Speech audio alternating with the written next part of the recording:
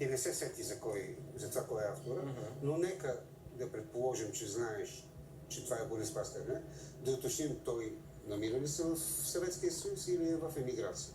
Може би в емиграция. Ако е в емиграция, това ще отговоря, но не знам.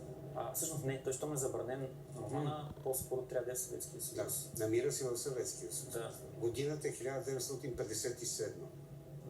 Той предлага на няколко издания, за публикуване ги предлага, но не е одобрен.